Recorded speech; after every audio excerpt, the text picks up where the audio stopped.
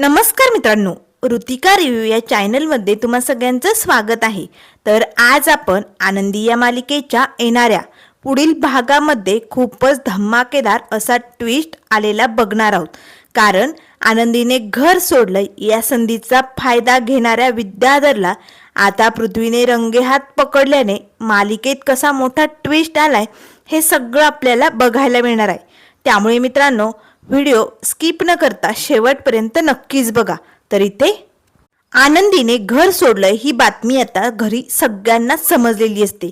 आता पृथ्वी, मिताली, प्रांजल सगळेजण खूप खुश असतात। शिल्पाला तर आनंदाच्या उकळ्या फुटत असतात। कारण बरं झालं, एकदाची ही आनंदी या घरातनं कायमची निघून गेली। पण आता मालक साहेब मात्र एक नाही दोन नाही गप्प। मालक साहेबांनी आता पृथ्वीला लीगल नोटीस पाठवलेली असते। त्यामुळे पृथ्वी खूपच भडकलेली असतो। पण माई बापू आता मालक साहेबांकडे आग्रह करत असतात, अरे आनंदीचा कुठेच पत्ता नाहीये, ती तिच्या माहेरीही गेली नाहीये, ती रागाच्या भरात जीवाचं काही बरं वाईट तर करणार नाही ना, ती कुठे गेली असेल। तेव्हा मालक साहेब म्हणतात, माई मला फॅक्टरीत खूप महत्त्वाचं काम आहे, मला तिकडे जावं लागेल। आनंदीला तुम्ही हवं तर शोधू शकता, माझ्याकडे अजिबात वेळ नाहीये। पण मालक साहेबांचा नक्कीच काहीतरी डाव असतो। मालक साहेब तिकडनं निघून जातात। तर आता पृथ्वी मात्र खूप भडकलेलो असतो। हे सगळं त्या आनंदीमुळे होतंय, फक्त त्या आनंदीमुळे। कारण आपण तिला या घरातनं बाहेर जाण्यास मजबूर केलंय ना, म्हणून मिस्टर युगंधर निंबाळकर यांनी हा निर्णय घेतलाय मला नोटीस पाठवण्याचा। त्याच वेळेस विद्याधर मनोमनी खुश होतो। चला, आनंदी एकटी घर सोडून गेली, बाजा बिस्तार बुंडाळून गेली, याचा अर्थ आनंदी एकटी पडली। आणि आता आनंदीला आधार द्यायला मला जायला पाहिजे, आनंदीचा शोध घ्यायला पाहिजे। कारण आनंदी आंधळी, तिला दिसत नाही, ती कुठे धडपडणार। मग तिला तर मीच मदत करणार। आणि मग आनंदी, मी आता संधीचा फायदा घेणार। ना तुझा मालक साहेब तुला वाचवायला येणार, ना तुझी पोरं तुला वाचवायला येणार, कोणीच नाही येणार आनंदी तुझ्या मदतीला। आता फक्त आनंदी तू माझी होणार, असे आता मनोमनी म्हणत विद्याधर लय खुश झालेलो असतो। पण आता माई बापू फुल टेन्शन मध्ये आलेले असतात। युगंधरला काय झालंय, त्याला आनंदीबद्दल काहीच कसं वाटत नाहीये। आनंदीला शोधायला हवं, आता काय करायचंय। तेवढ्यात लगेच आता आरती ताई धावतच येते, माई बापू आनंदीचा काही तपास लागलाय, ती कुठे गेली। त्यावर माई म्हणू लागतात, नाही ग, अगं पोरी आनंदीचा काही तपास नाहीये, कुठे गेली, काय झालं काही सांगून गेली नाही।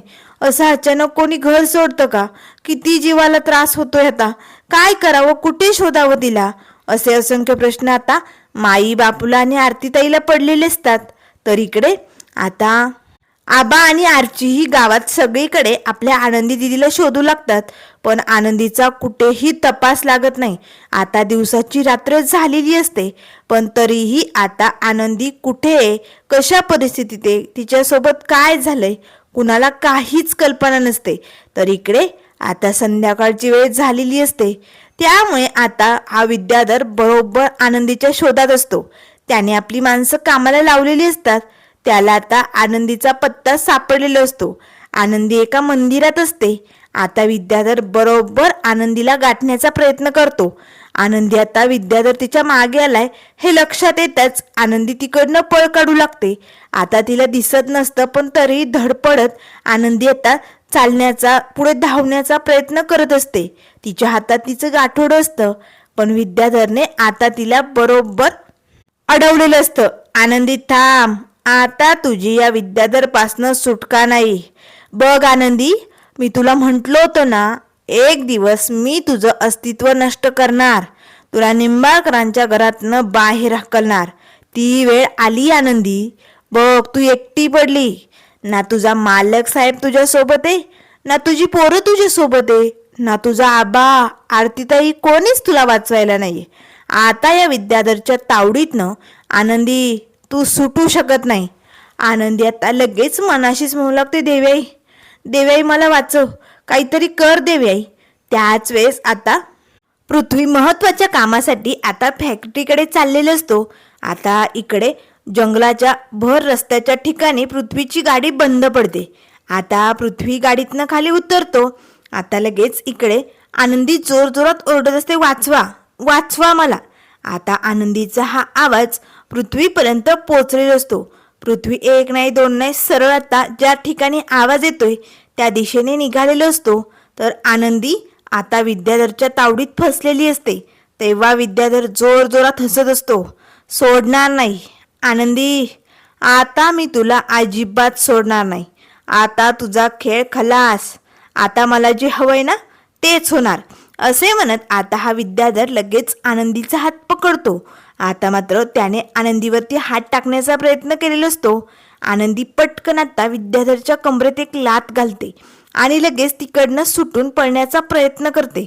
पण विद्याधर तिला काही पळू देत नाही, तिला पुन्हा पकडतो. आता मात्र आनंदी जोरजोरात ओरडत असते, वाचवा कोणीतरी वाचवा, मदतीला या. तेव्हा असतच विद्याधर म्हणू लागतो, आनंदी आता कोणीही मदतीला येणार नाहीये, तू एकटी पडली.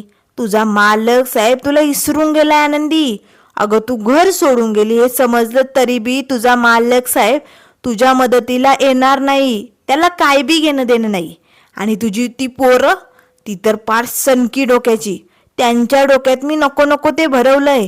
आता ते तुला कधीच आपलंसं करणार नाही. तेवढ्यात पृथ्वी आता झाडाच्या बाजूला उभी राहून विद्याधर काकाचं हे सगळं बोलणं ऐकत असतो. पृथ्वीला धक्काच बसतो.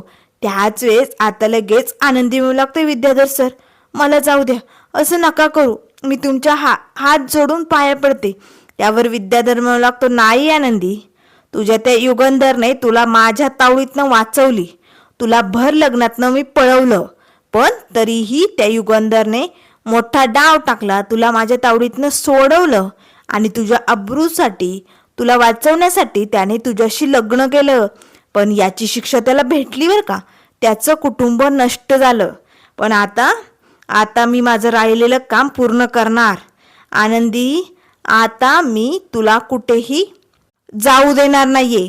आता तर मी तुझा बदला घेणार. लय छळ आनंदी, तू मला जेलमध्ये टाकलं, पण बरं झालं शिल्पा ताईने तुझ्याकडनं फसवून सही घेतली आणि मला जेलमधनं बरोबर बाहेर काढलं.